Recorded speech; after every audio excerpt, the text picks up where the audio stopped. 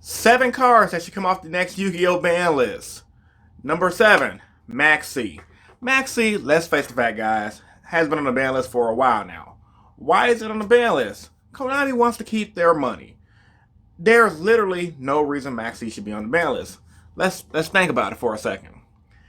A lot of players nowadays can spam to the board. So in some instances, people can Maxi you, have a crap ton of cards in their hand, and you can just keep going until you deck them out. That has happened in the last format where Maxi was legal. I believe it was legal at 2. Then it went to 1 and then it just got completely banned because it was a Luxat card. However, with that being said, if Maxi came back right now, I don't think, and correct me if I'm wrong in the comment section down below, I don't think there's a deck that can make people deck out by using Maxi Challenge. It's already unbanned in the OCG. It's used in every deck. It's pretty much a staple over there. That's just due to the heavy spam meta that we're in. I think it's really good because with cards like Nibiru and all the other hand traps in the format right now, Maxi is definitely something that should come off the ban list because, let's face the fact, we need more hand traps to combat this crazy meta we're in.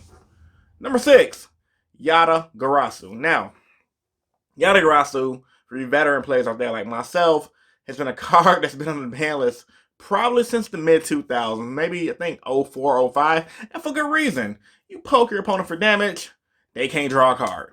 Very simple effect, and back in those days with cards like Chaos Emperor Dragon, people would just blow up the board, bring out YATA, and do what was called at the time the YATA lock, which pretty much told your opponent they couldn't draw cards, which created a scenario that I hate called you cannot play Yu-Gi-Oh!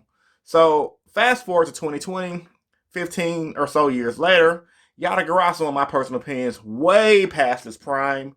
Its effect is really slow and honestly kind of pathetic. And yes, there's decks that probably can use it, but with the fact that it's not searchable, with the fact that it's not a board breaker, and with the fact that your opponent's going to need a lot of luck to win with YATA GARASU, take it off of the ban list for a format, see how it goes, Konami, and I think you're going to see the card is just simply not that good. Number 5, Wind Up Zenmaity. I love the Wind Up deck.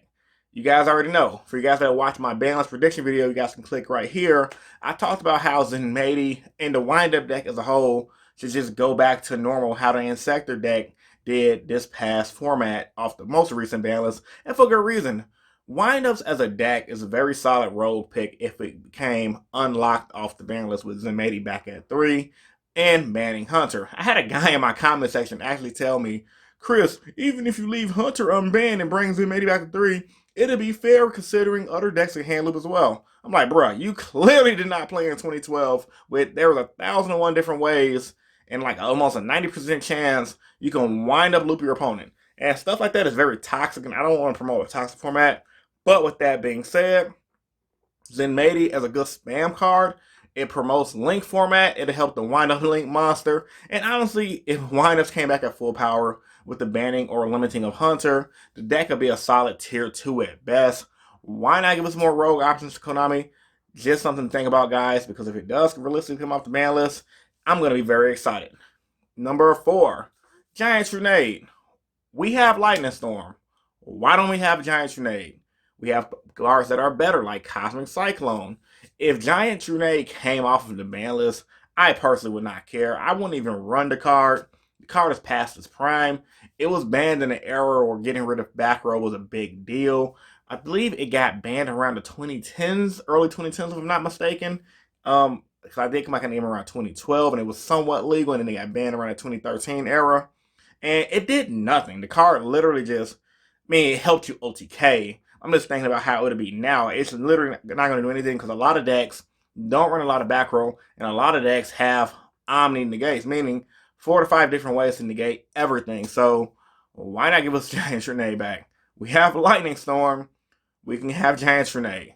Giant Grenade ain't doing nothing this format. The only thing it would do is help promote more back row removal, which is obviously a good thing because no one likes getting locked out against cards like Rival of the Warlords and Goza Match.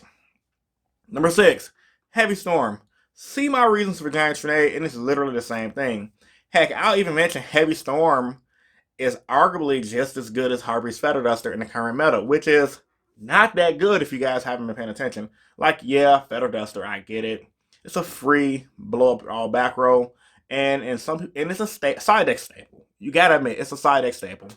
If Heavy Storm came off the ban list, I can literally see people probably maining Heavy Storm, maining Feather Duster, getting rid of the Cosmic Cyclones, and maybe running that lineup, which would be good.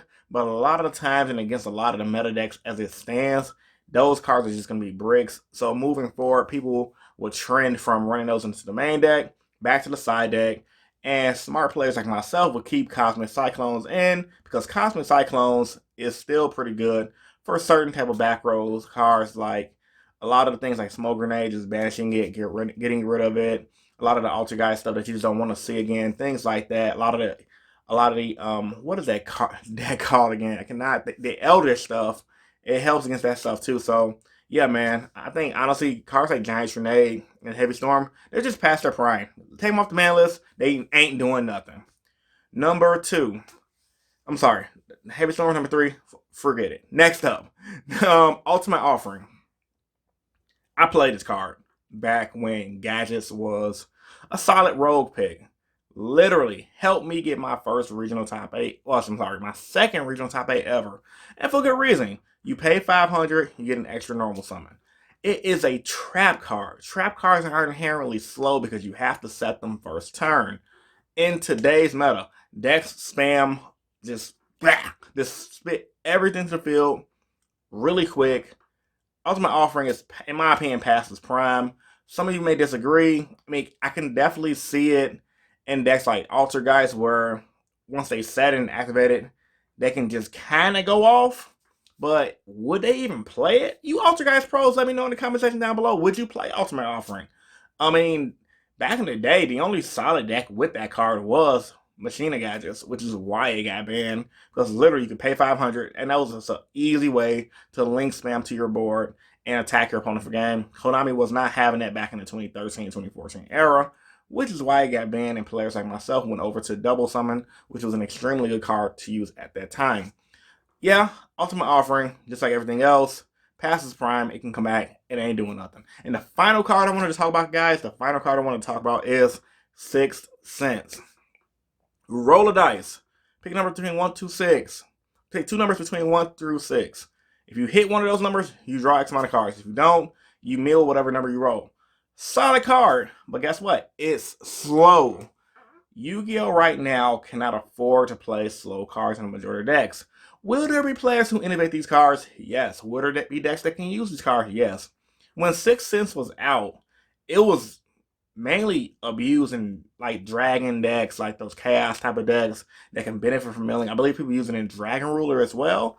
Man, this is 2020. No one's about to set a card to draw. Because at that point, you might as well just run Reckless Greed and just draw what you need to be done with it. But on some real stuff, though, Sixth Sense is clearly better than Reckless Greed. But like everything else, I don't think it's doing anything in the current meta. I think it's too slow, and it shouldn't be on the ban list. Let's give players a chance to play these cards and see what they're really going to do. So, tell me what you guys think about this video in the comment section down below. Like the video if you're new here, and subscribe for more. It's your boy Rogue Hero, and I'm bringing you guys another Yu-Gi-Oh! Banlist video. And I'm signing out, man. Peace and stay innovative. Deuces. You guys have a good day.